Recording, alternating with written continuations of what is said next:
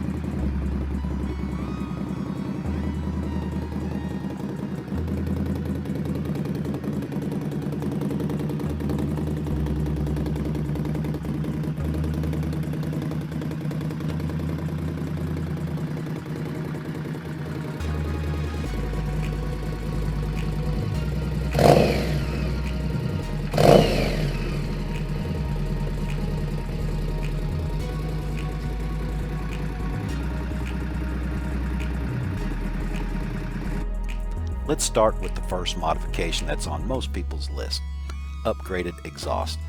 I wanted something with a little better airflow and a much better note than the stock Indian exhaust. The Bassani slip-ons were perfect and did the trick. They give the bike a little rumble, but they're not so loud as to piss off the neighbors or scare small children.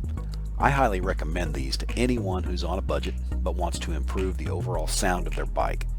I also like their shorter than stock length so they don't hit the curb when backing into a parking space. Something else that I think is really important these days is to have a really good headlight. Now, I don't ride much at night, but I'm sure that I will at some point. The LED headlight was an awesome add-on. It really does make a difference. I'm all about safety, and this upgraded Indian headlight will not only let me see much further down the road, but it also provides me with that little bit of extra visibility to other traffic. We all know that we're hard enough to see anyway. This light is worth the extra money, and I highly recommend it. If you don't know already, I'm a new rider and this is my first bike. I realize I am not perfect, and at some point I may drop it. That would be very, very expensive to fix. I felt it was prudent to put some highway bars on the thing to protect it. Some people call them crash bars, but that is a little misleading. They will not protect you in a crash, but they will provide some protection to your bike should you drop it. To me, it was a minimal and worthy investment to protect my bike. I know some people don't care much for how they look. Personally, I like it. And at a recent bike night, I looked around and well over half of the bikes had them. If you are new to riding, get the bars. They will give you a little bit of peace knowing that they are there, and you can always remove them later once you have more riding confidence.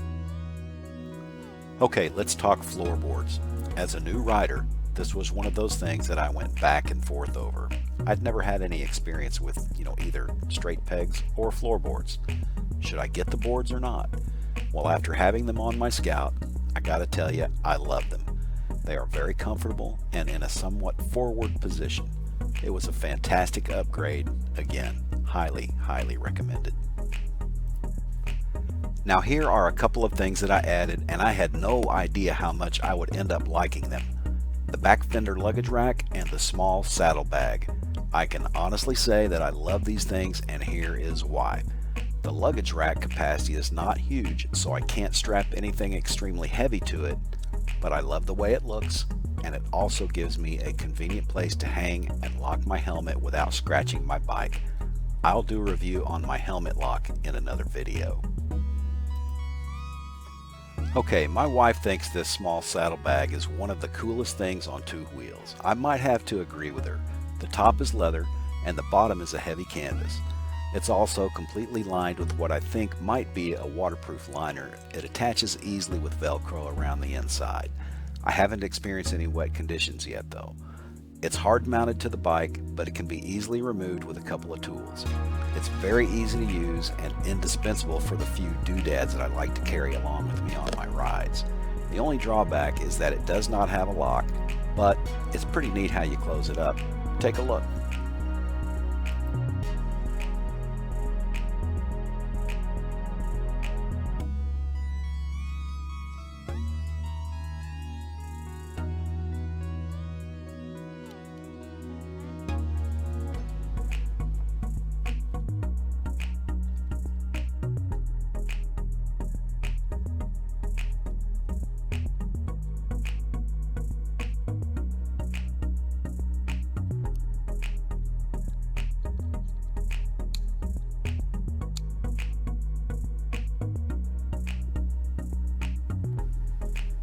Finally, the last item on my list of dealership mods is the battery lead.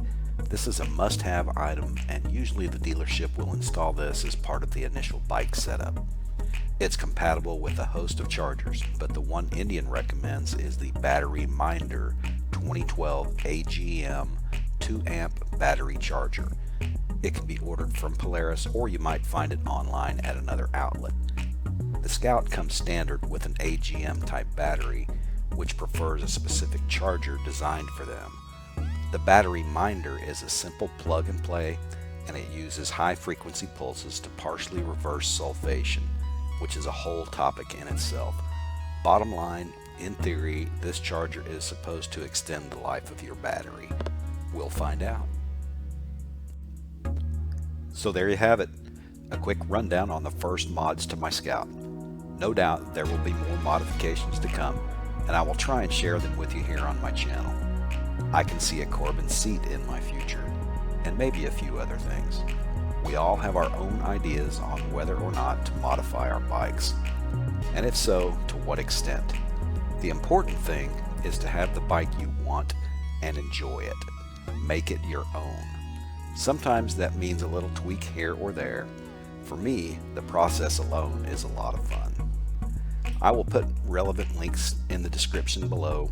If you like this video, please hit the like button. Comments are also welcome and appreciated, and more so, I'd love it if you hit subscribe. For now, this is Okie Twister 66 signing off. Until next time, let's ride.